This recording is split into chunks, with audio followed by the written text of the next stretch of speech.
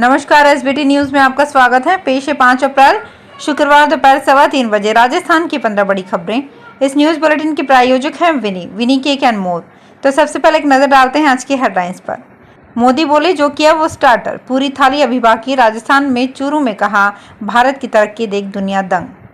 कांग्रेस के घोषणा पत्र में 5 न्याय, 25 गारंटी और 400 रुपये मजदूरी। गरीब महिलाओं को सालाना 1 लाख, एमएसपी कानून और जाति जनगणना का वादा। केजरीवाल की तस्वीर लगाने पर भगत सिंह के पोते नाराज।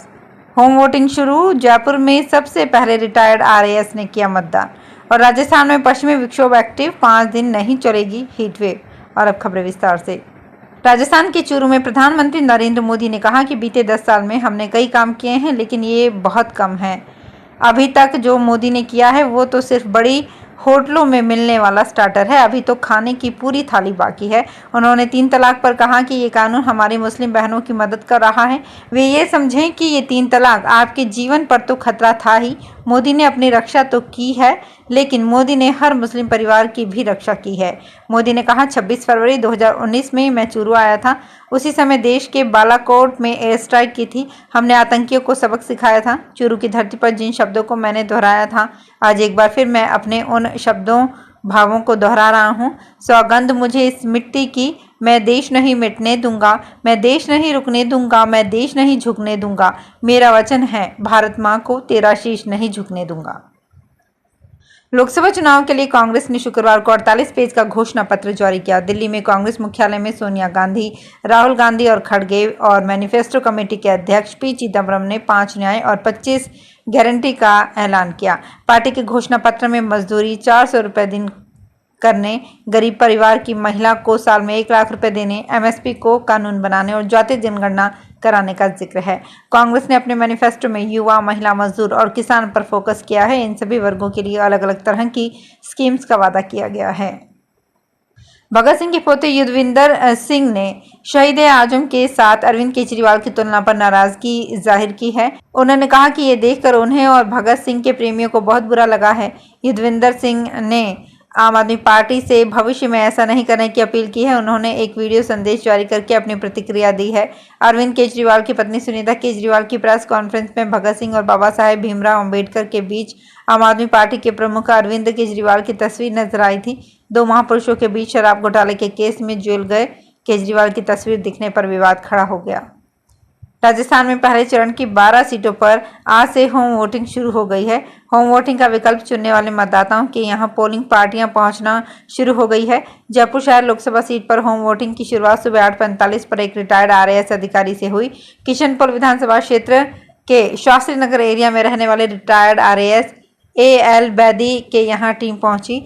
सबसे पहले यहीं वोट डलवाया गया। जयपुर, सीकर, गंगानगर, बीकानेर समेत 12 सीटों पर पहले चरण में कुल 36,558 मतदाताओं ने होम वोटिंग का विकल्प चुना है। राजस्थान में मौसम ने पलटा मारा है। आसमान में बादल छाए हुए हैं। बादलों की आवाजाही से तेज धूप नदारद है। तापमान स्थिर है। गर्मी से राहत मिली है। अधिकतम तापमान 36 और न्यूनतम तापमान 22 डिग्री रहने की संभावना है। मौसम विभाग के अनुसार प्रदेश में आगामी 5 दिन हीटवेव नहीं चलेगी। प्रदेश से होकर एक के बाद एक गुजर रहे पश्चिमी विक्षोभ के कारण तापमान में उतार चढ़ाव का दौर लगातार बना हुआ है। नए साल की शुरुआत के साथ ही प्रदेश से लगातार पश्चिमी विक्षोभ गुजरने का सिलसिला चल रहा है, जो अभी तक जारी है। इससे मौसम में परिवर्तन लगातार बना हुआ है। मध्य प्रदेश के गुना लोकसभा क्षेत्र की जनता एक बार फिर यादव बनाम सिंधिया का मुकाबला की गवाह बनेगी। एक और जहां कांग्रेस ने राव यादवेंद्र सिंह यादव को मैदान में उतारा है, वहीं भारतीय जनता पार्टी ने केंद्रीय मंत्री ज्योतिरादित्य सिंधिया पर दाव लगाया है। खास बात यह है कि 2019 में भी इस सीट पर यादव बनाम सिंधिया का मुकाबला देखा गया था, जिसमें तब कांग्रेस की टिकट पर चुनाव लड़ रहे ज्योतिरादित्य को केपी यादव के हाथों हार का सामना करना पड़ा था। गुना लोकसभा क्षेत्र में गुना, मुंगावली, कोलारस, बमहोरी, अशोकनगर, शिवपुरी, पिछौर और चंदेरी विधानसभा सीटें आती हैं। इनमें से 6 भाजपा और 2 कांग्रेस के पास हैं। माना जाता है कि यादव समुदाय के साथ यहां लोधी आबादी का भी दबदबा है। चुनावी मौसम में नेताजी को अपने कार्यकर्ताओं को साथ रखने और उन्हें सरकारी रेट पर खाना परोसना भारी पड़ेगा। दरअसल जोधपुर जिला निर्वाचन कार्यालय की ओर से तय की गई दरों के अनुसार तो कार्यकर्ता को दिन में 2 समय खाना खिलाना सस्ता पड़ेगा, लेकिन बाजार दरों के अनुसार काफी दिक्कतें होंगी। सरकार की ओर से खाने की दर 75 रुपये तय की गई है, लेकिन शहर के कंदोई नेताजी से ठेके पर भोजन का कार्य करने के लिए एक दिन का प्रति व्यक्ति 250 से 300 रुपए मांग रहे हैं। थाली में अमूमन दाल, चावल, सब्जी, रोटी या पूड़ी, रायता और स्वीट होता है। ऐसे में नेताजी का बजट बिगड़ता हुआ नजर आ रहा है। लोकसभा चुनाव के लिए गुरुवार को राजस्थान में दूसरे चरण की सीटों के लिए नामांकन जमा कराने का कार्य पूरा हो गया। पहले चरण के 114 प्रत्याशियों सहित अब कुल 330 प्रत्याशी चुनावी मैदान में हैं। दूसरे चरण की सीटों के लिए जमा 216 प्रत्याशियों के नामांकन की छंटनी शुक्रवार को होगी और नाम वापसी के बाद 6 अप्रैल को प्रत्याशियों का अंतिम आंकड़ा सामने आएगा। उधर बागीदौरा विधानसभा उपचुनाव के लिए 6 प्रत्याशियों ने नामांकन भरा है। दूसरे चरण की 13 सीटों के लिए गुरुवार की 125 प्रत्याशियों ने 161 नामांकन जमा कराए, जिससे दूसरे चरण के लिए प्रत्याशियों का आंकड़ा 236 पर पहुंच गया। सबसे अधिक 29 प्रत्याशियों ने जालौर सीट पर दावेदारी पेश की है। पिछले चुनाव में यहां 27 प्रत्याशियों ने नामांकन भरा था। लोकसभा चुनाव खत्म होते ही बांग्लादेश की प्रधानमंत्री शेख हसीना भारत की पहली हाई प्रोफाइल यात्रा पर आ सकती हैं। बांग्लादेश के विदेश मंत्री हसन महमूद ने इस तरह के संकेत दिए हैं। हसीना का ये दौरा भारत में नई सरकार के गठन के कुछ दिनों बाद जून में संभव है। ये स्थिति दोनों देशों के बीच मजबूत रिश्ते को दर्शाती है। शेख हसीना ने 7 जनवरी को राष्ट्रीय चुनाव में लगातार चौथी बार जीत दर्ज की थी। इसके बाद ये उनकी भारत की पहली यात्रा होगी। जानकारों का कहना है कि भारत और बांग्लादेश के संबंध लगातार मजबूत हुए हैं। दौसा जिले के मेहंदीपुर बालाजी फॉरेस्ट इलाके में अवैध खनन पर प्रभावी कार्यवाही नहीं करने पर फॉरेस्टर व एक गार्ड को निलंबित करने की कार्यवाही की गई है। आचार संहिता के बीच की गई कार्यवाही से वन कर्मियों में खलबली मच गई है। डीएफओ अजीत उचोई ने आदेश जारी कर बालाजी वन नाके के फॉरेस्टर दिनेश मीणा और वन रक्षक महेंद्र बैरवा को निलंबित किया है। निलंबित दोनों कर्मचारियों को फिलहाल डिवीजन मुख्यालय पर लगाया गया है। यहाँ मेहंदीपुर बालाजी फॉरेस्ट इलाके में नांदरी, डेंडा बसेड़ी, गेरोटा व आसपास के इलाकों में पिछले लंबे समय से अवैध खनन किया जा रहा है। राजस्थान निर्वाचन विभाग ने लोकसभा के 19 व 26 अप्रैल को होने वाले चुनाव की तैयारी कर ली है। पिछले लोकसभा चुनाव की तुलना में न केवल पोलिंग बूथ बल्कि संवेदनशील की संख्या का ग्राफ में भी इजाफा हुआ है। वर्ष 2019 में संवेदनशील मतदान केंद्रों की संख्या 11,620 थी, जो अब बढ़कर 13,702 तक पहुंची है। यानी 2,082 संवेदनशील बूथों की संख्या बढ़ना शांतिपूर्ण तरीके से चुनाव करवाना चुनौती है। पिछले लोकसभा चुनाव में पोलिंग बूथ की संख्या 51,965 थी, जो अब बढ़कर 53,126 हो चुकी है। उदयपुर के महाराणा प्रताप हवाई अड्डे डबोक पर पिछले साल के मार्च महीने और बीते फरवरी महीने के मुकाबले यात्री भार बढ़ा है। इसके अलावा यहां पर एयरक्राफ्ट मूवमेंट बढ़ने लगा है। समय शेड्यूल लागू होने के साथ ही दक्षिण के लिए सुविधाओं में विस्तार हुआ है।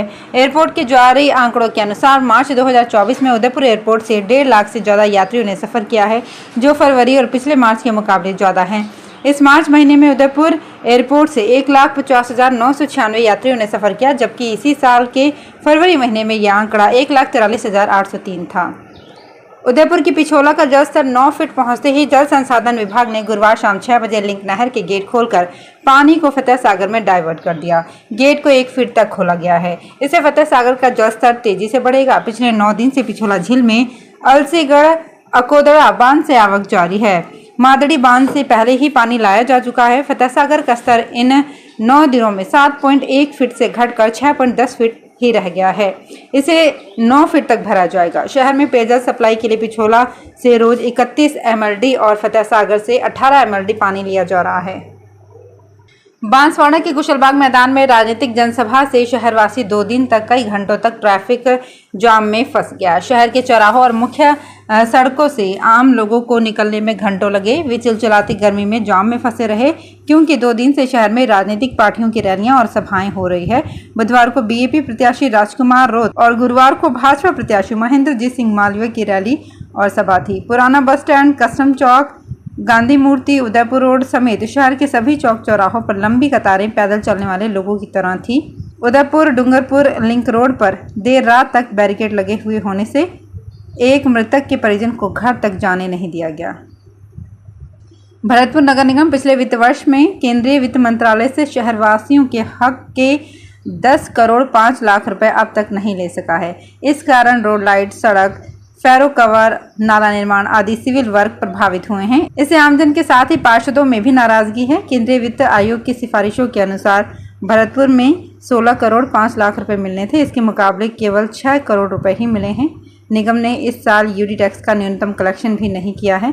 अब आवासन एवं शहरी कार्य मंत्रालय से विशेष सहायता मिलने की आस दिखाई जा रही है। तो फिलहाल इस बुलेटिन में इतना ही, फिर हाजिर होंगे कुछ और बड़ी खबरों के साथ। अगर आप भी अपने आसपास की छोटी बड़ी और महत्वपूर्ण खबरों से अपडेट रहना चाहते हैं तो सब्सक्राइब कीजिए हमारे चैनल SPT न्यूज को और प्रेस कीजिए बेल आइकन पर।